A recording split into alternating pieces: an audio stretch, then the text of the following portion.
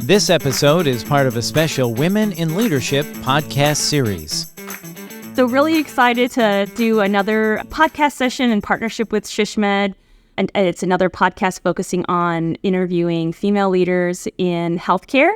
My name is Sarah Brownell. I'm the Strategic Growth Director for HDR, and I had the absolute pleasure of sitting here with Christine Alvero with Moffitt Cancer Center. I'm really excited about our discussion today. I'm really excited to hear your story. But before we get into that, why don't you introduce yourself and maybe share a little bit about your background?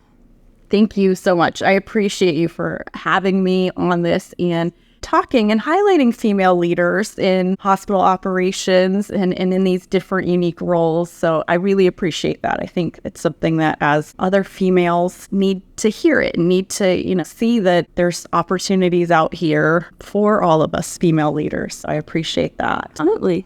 I am currently in the role of VP of Operations for our Moffitt McKinley Hospital. Currently, this is a surgical hospital, although we are in the process of expanding to medical patients here as well. Perfect.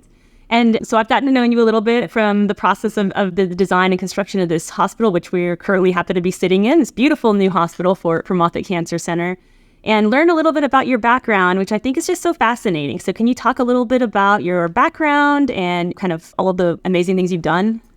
Yeah, I had an interesting path to get here, but I think it served me well. I actually started in college as an athletic trainer. That was my initial career and background is, people get hurt on the field. I'm the one that runs out and takes care of them. And then I moved into physical therapy school, really moved into that thinking that would make me be an even better athletic trainer.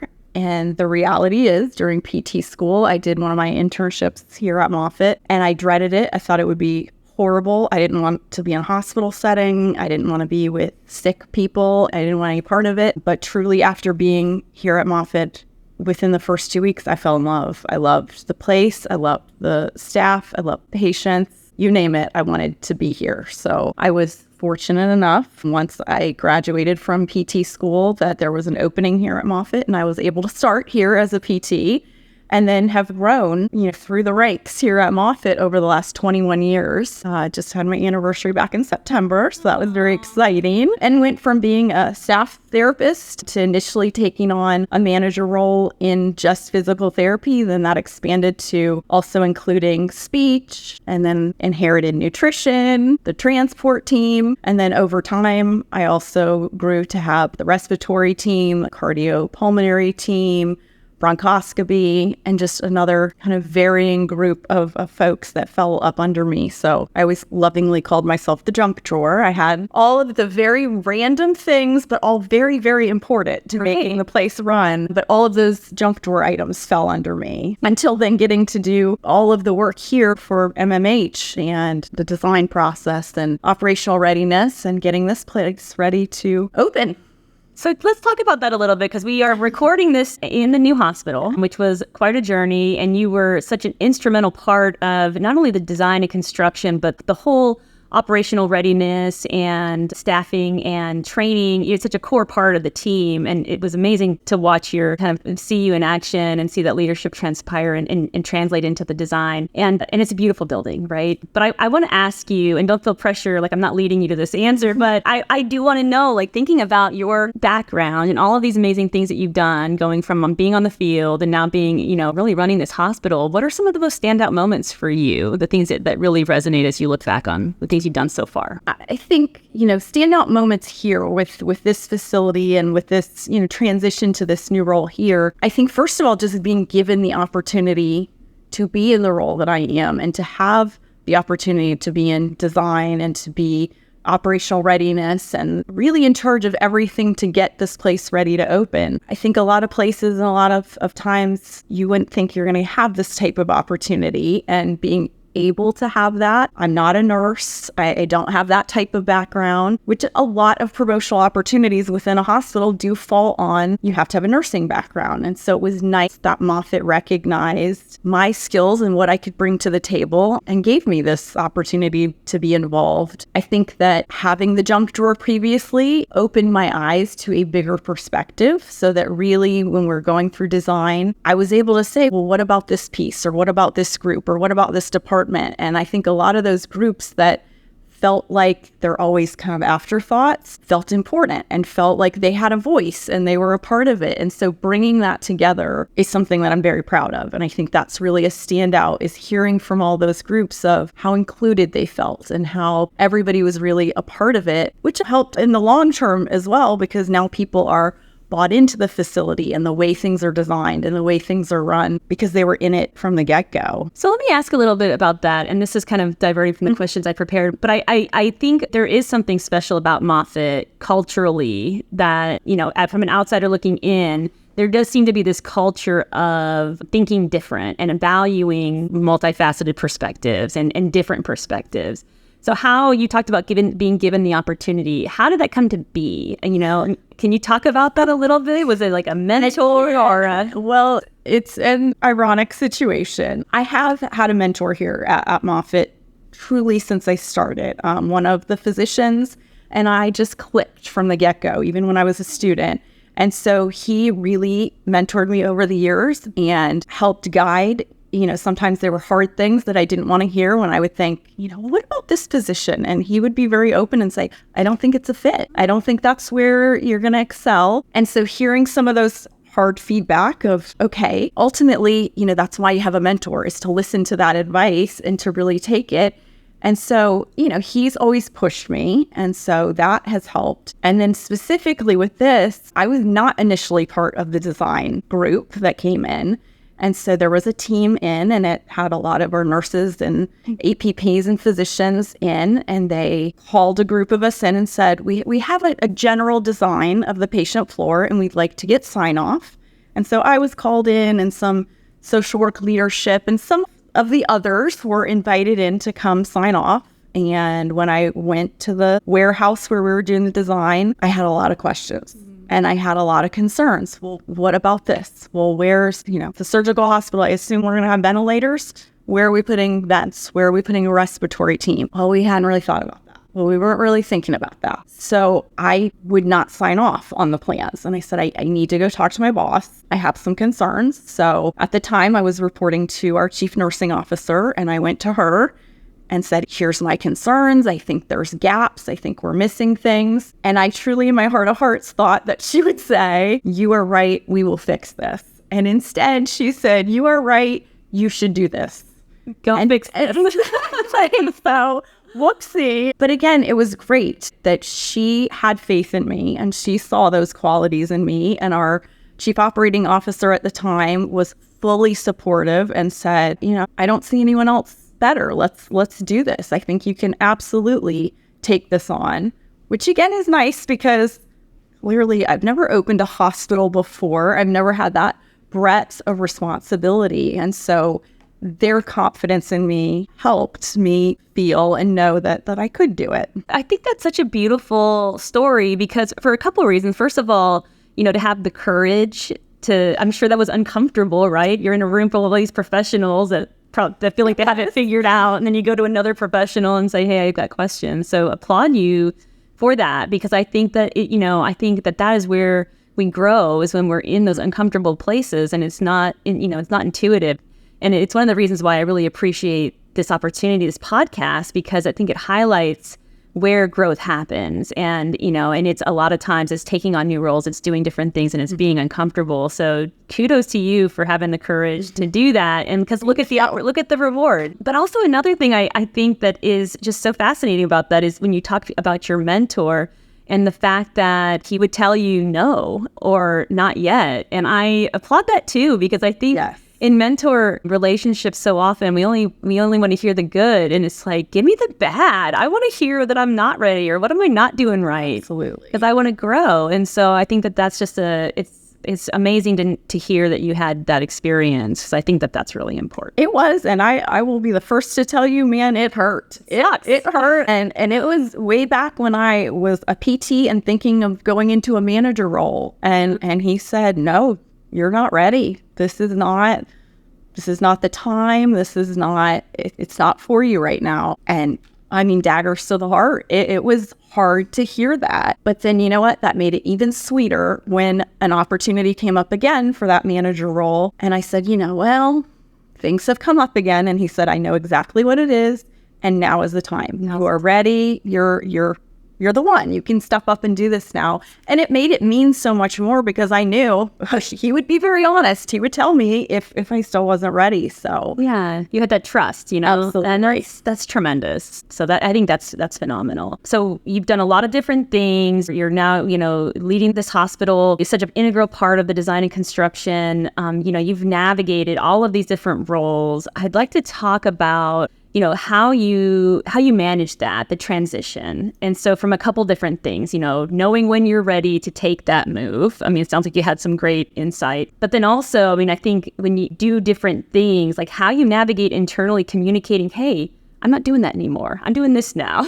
And so love to hear insight from you on how you managed all of that. Yeah, that is always a challenge. I think knowing when you're ready, I don't know if you ever really know that you're ready. You just have to feel that you can make the jump and that you're gonna be able to do it. But I still personally never feel that confident that, oh yes, I'm ready for this next step. I think I can do it, but there's always that hesitation.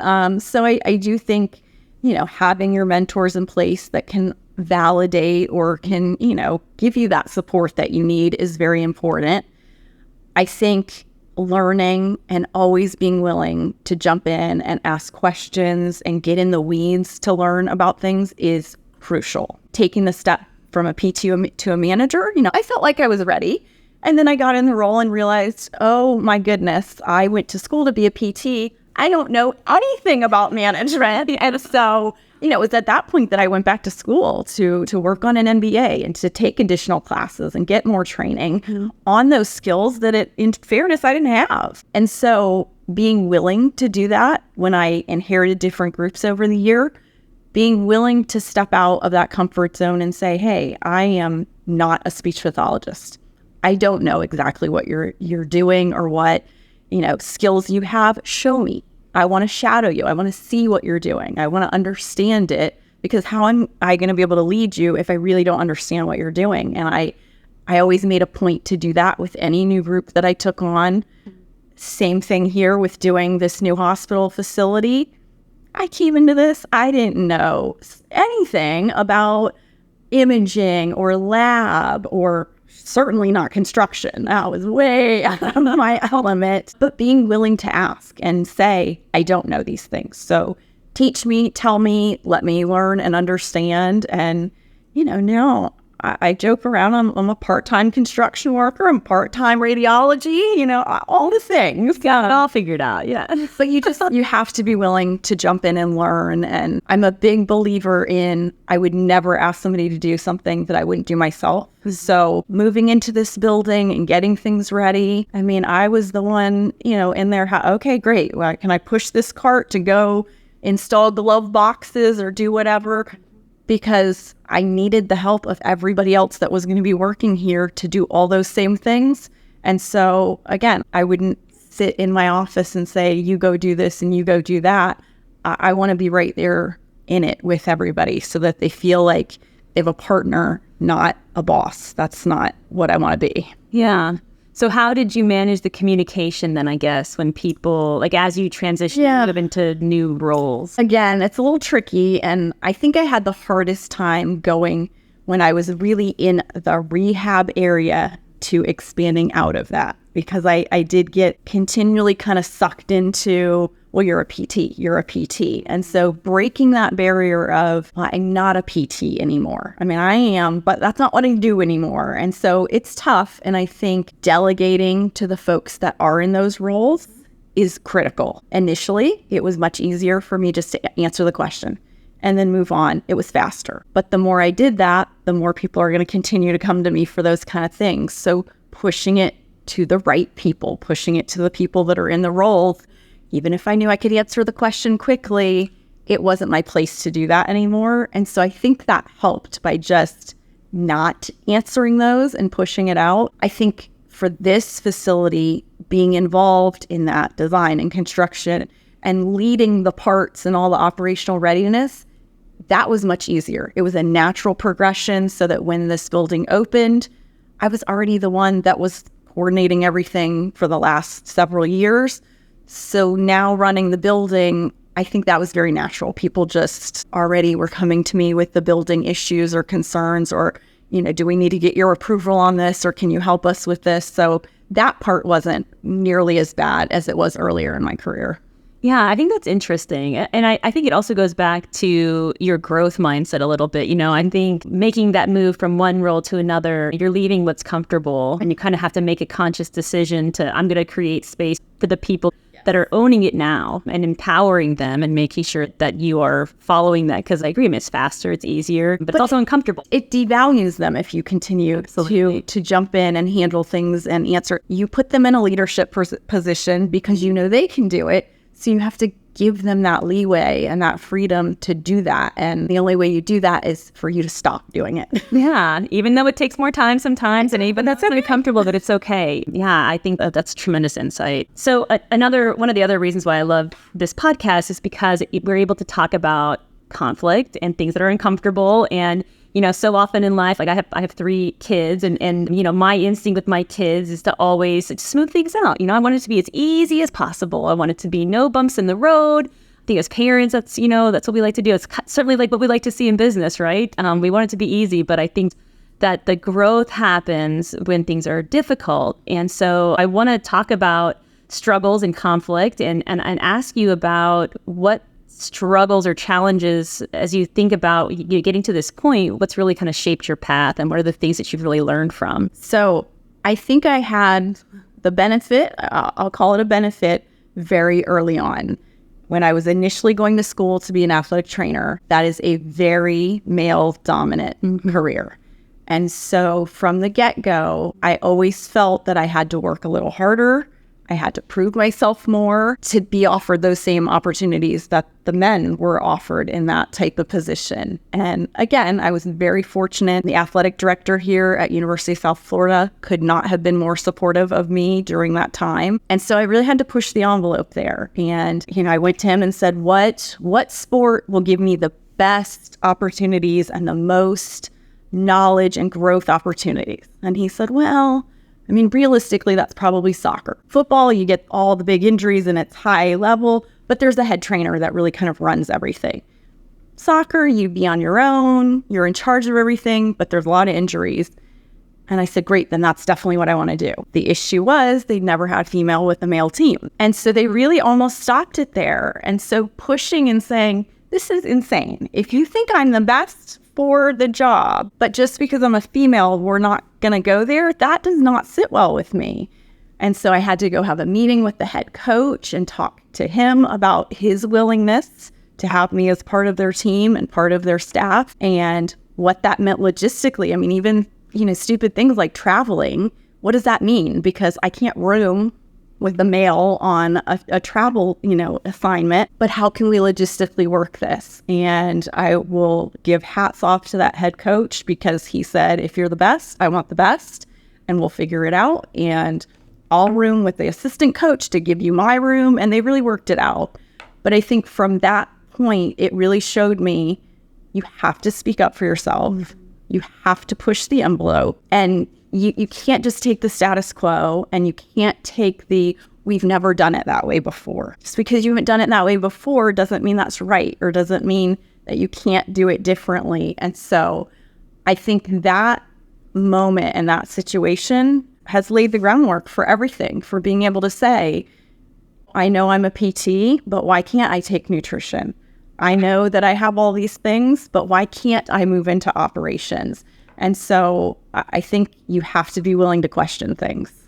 That's amazing. And it kind of segues really perfectly to my next question about, how your background helps you be effective in your current role. Anything else you'd want to add on that? Because I think it is so parallel. I just think having that knowledge of many different groups, coming into this new hospital build, certainly I didn't know every department coming in here, the ins and outs. But having all of those different groups under me previously, I was already open to looking at things from many different perspectives. So I do think that helped versus having one department that I was very focused on and very, potentially very good at that department, but you have a little bit more of a narrow focus. having all of these different groups, I was used to thinking about, well, what about this? And what about A, B, C, D? I got to think about the big picture and how everybody fits into the puzzle. I think that helped immensely with this project. Yeah. So one of my favorite questions, looking back, if you could, give yourself some advice, knowing everything you know now, give yourself when you were first starting out in your career advice, what would it be? I think being patient and waiting for the right opportunity. Sometimes you get hung up on what's the title or what's the promotion or, what's the next step. And for me, I think that is not a good focus. For me, the focus needs to be on where can I provide the most value? Where can I make the most difference and make the most impact? And I think that's tough because a lot of times you can make a big impact and it's not through a promotion, and you can make a huge difference and it's not a new title. But I think we get very hung up on that. And I would give that advice to myself or to anyone starting out, that stop worrying about those pieces. They will come. They will absolutely come. I did a whole lot of things, and we used to joke because I would be in meetings when I was a manager, and the meetings would run with, so I need the directors and Christine to do blah, blah, blah. I need the managers and Christine, or the directors and Christine to do, until I finally said, I'm doing all the things that a director's doing. It's clear because you say directors and Christine. Why am I not in the same playing field? But it had been years that this was going on. But at the end of the day, who cares? I was doing the role. I was making a difference. I was making an impact. It'll come. The rewards come eventually. Yeah, I think that's great advice. It's advice I would also like to have had when I was starting out my career, and I can use all the time. I think you're right. I think just the patience and the focusing on the value. I think that's really great. So can you talk a little bit about what motivates you? I think you've got a really demanding job. How do you, feed back into yourself and stay focused and continue managing everything you have on your plate? I think it's twofold. I think my family motivates me immensely. I have 2 kids. I've got a 16-year-old and an 11-year-old.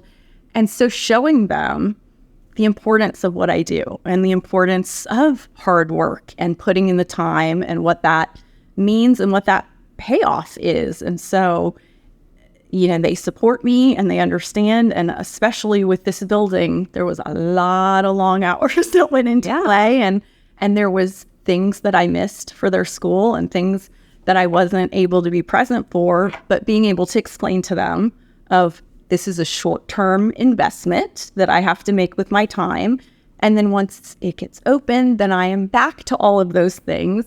And I brought them in here. When we were getting ready to open the couple of months before, they would come in on the weekends with me, and they helped stock glove boxes, and they helped do some of those little things that showed them how much work went into it. And I have had them volunteering for Moffitt events since forever. They each have attended Miles for Moffitt since they were infants. They just came with me, and then they both volunteer every year at Miles for Moffitt. We have a sarcoma shootout that they volunteer. So I try to immerse them in our patients as well so that they see the why. And I think that's kind of the second part of my motivation is the patients. I mean, they are incredible. And what they're going through is so challenging that if I can be a small part in making that a better experience, that's what I'm here for. No, that's amazing. Yeah, it definitely helps to be connected to such a clear mission. Absolutely. Do any of them showing any signs of following in your footsteps? I doubt it. I think my son wants to be a veterinarian, and my daughter is very undecided, but she is very artistic and more of that creative mindset that I don't have any of the skills, but totally different, but that's okay. Well, that's good with me too. Well, hopefully they at least recognize what an amazing leader their mom is and how inspirational. So I appreciate that. Yeah, hopefully that's amazing. So last question. You've obviously done a ton so far in the short time you've been at Moffitt. 21 years seems like a long time is nothing, right? So what's next? I mean, I'm just dying to know what else you're looking forward to and other goals you have for yourself. Yeah, I love it here at Moffitt. I just wouldn't trade this place for the world. I'm always very honest. We are not perfect, but we are always striving for that. And so I'm really happy being at this facility. I felt like I grew the baby and we had the baby and now I need to raise the child. Yes. And so I am here to raise the child, and there's so much more growth here on this campus that I want to be a part of. We have 2 shelled floors that we have to build out. We're actually bringing our medical patients in over the next 6 months, so that we're working on. We have the potential for a second tower to go in on this campus. So I want to continue here in this facility to really maximize the potential of what we have here. Well, that's awesome. I know Moffitt appreciates it. I know the patients and the team appreciates it, all the work you do. And we certainly, as partners for you at HCR, really appreciate your leadership. So thank you so much for taking the time to talk with us. And we look forward to seeing what else you accomplish. So thank you so much. I appreciate that.